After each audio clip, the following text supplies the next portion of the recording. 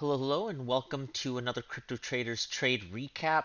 This is Teal39, and today we're going to break down our Alice Long, a trade we alerted in Pro Alerts at CryptoTraders.com about 7 days ago. And so, yeah, we're going to go through reasons why I entered this trade, decided to take this trade, and how I knew to take profits at the point that we did. And yeah, so. Here we have our chart. I've taken off basically all the drawings and lines kind of I previously had. I do have my indicators, so I've got my trusty RSI. Again, I use a 60 and 40 limit on my RSI as opposed to the default 70 and 30.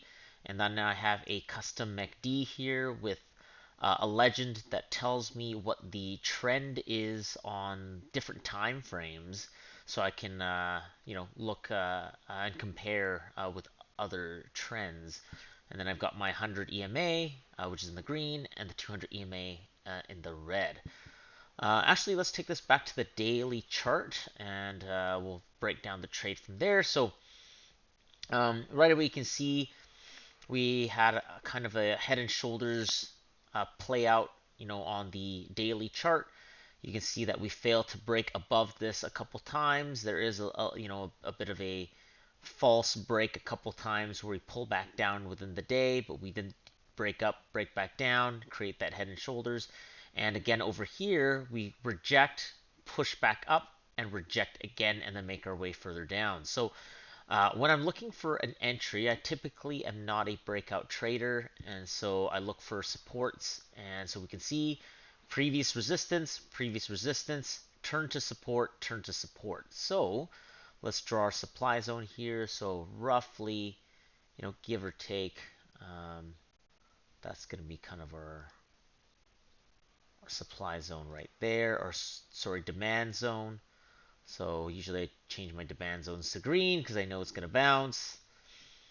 Yeah, so here we go. Some people might drag that up a little bit and see that that's like actually chopping, maybe like a rejection and then a breakout. So whichever way you feel comfortable doing so is good to me. I think this looks pretty good here. Failed breakout, comes back down, bounce around the similar level, and then we push back up. So this is our demand zone. So when I'm watching this on the daily and I see this sink back down under, I'm watching it here, but we break down. So I don't enter the trade here, but I do see that we push back up. So now I'm a little bit interested. Okay, so let's get down to the 4 hour and see if we can find a setup here. So as we can see, we push down, but then we push back up with strength and we consolidate, right? This is a long bottom wick. And while there is a lot of selling, because a lot of people probably had high leverage and held their stop loss in this range, the push back up immediately, the consolidation, and then the break out of that demand zone shows me that this is an area that we have buyers. And so we look at that next 4 hour candle, we push back down, we retest, and now the retest off of around a maybe only 50 RSI. I would have liked to see that push back down a little bit more, but it pushed back up and people came in to buy with volume, so that should be sufficient. So here's where we push out of the zone for one of the first times. We've been chopping for a while, from October 6th until October 29th. That's almost the entire month. We failed to break out over 13.5. And so as soon as we get out of this demand zone, we push above with massive volume, right? Look at that volume compared to everything leading up to that. Nothing. So that push and then the pullback to retest, looking for a bounce over the 100 EMA, right? As we can see on the 4 hour chart, this looks like a bit of a pattern, right? So I'm just going to draw a little bit of a pattern right around here. I think this is kind of like roughly what I had drawn before. And this is kind of what I had in terms of a symmetrical triangle. Now this break up over the trend, the failure, retest, the push over, and now this long top wick, red, but holding that level and then pushing up. So to me, this is the trend that we're looking at. This is what I would enter off of at the bottom of the 4-hour chart. If I could catch a bounce here, I didn't anticipate for that red candle to come down, so I didn't manage to enter at that time. But let's look at our entry. We said long Alice at 14.29, and this is on November 7th. So let's take a look at where this is. So November 7th kind of pushes us right around here, right on the breakout. So let's get down to the 1 hour and take a closer look. So here is where we kind of have a bit of a breakout. Some people will call this inverse head and shoulders, but really it's just consolidation above a level, right? Achievement here. We create a higher low when we dip down there, and then we create a higher high when we push up. So I kind of catch the move just as we're about to break out here, just because it looked like the volume was increasing, and so I was jumping onto that as a slight breakout. You could have waited for the retest, but we never really got the retest, so I decided to enter down here right as we bounce off of that 200 EMA. So why else did I enter the trade at that point? I'm going to activate one of my indicators. So what you see here is a Keltner channel. Now this specific Keltner channel has 2 lines at the top. These are upper ranges. Keltner channels will determine where most of trading price movement occurs. So when it deviates too far out, it should pull back in.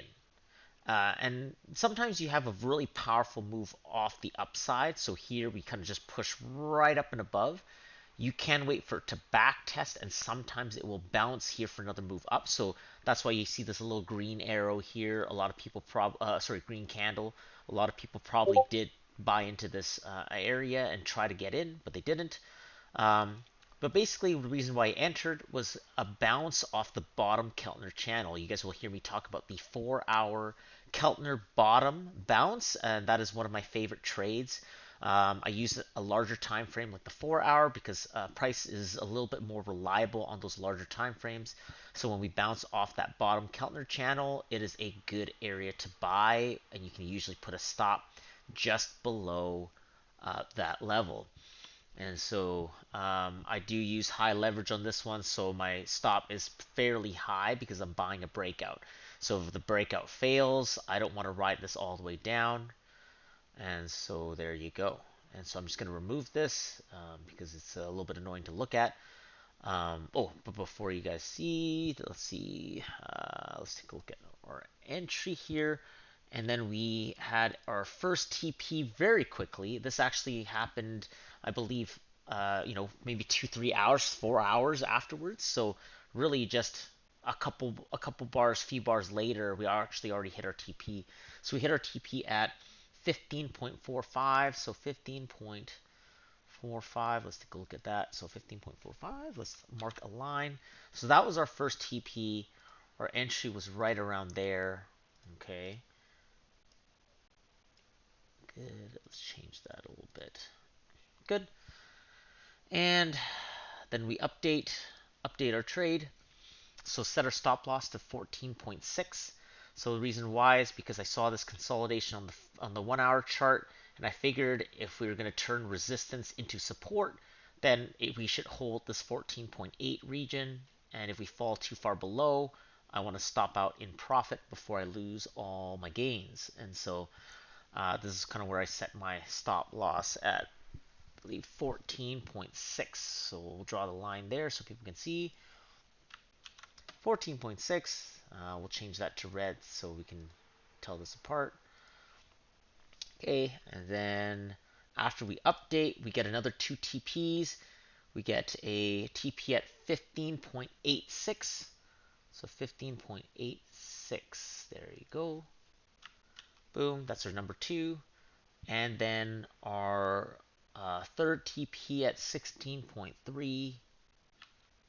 Boom, right on that candle, right on the wick. So you can tell that we hit our TPs on that first candle. Okay, we pull back a little bit, we push back up. We do get to a high of 16.71 here and 16.9. So, we fully TP'd around 16.3 or 16.2, 70 cents off the top. That is not too bad. We never again reach prices higher than that. And as you guys can see later on, we do sell off quite a bit. We hit our stop loss. We tap out here and then it comes back up and then we really push down. So, um, we would have exited this trade off a stop loss even if we didn't TP on everything. So why did I TP off everything? First of all, a couple reasons. Looking back at that Keltner channel strategy, we are out that upper range of the Keltner channel. Now, if we pull back, touch, and then push off again, great, but we do actually break down below, push above, but barely close a candle above, right? So we have a top wick here. I'm just really not liking that volume, right? We tend to have a few bars of green, but a lot of reds here that are actually higher than the volume of the green until this one wick. But again, the volume alone is not enough to tell the tale because look at that candle. That is an inverted hammer. That is a sign to exit anyway. And so yeah, so that's kind of how we knew when to take our exit. So let me just put where's the down arrow here? Down arrow right around there. That's kind of our TP, and we get this trade for an amazing 285% on our position over the span of about 7 hours. So that is our trade, and yeah, hopefully you guys enjoyed this analysis.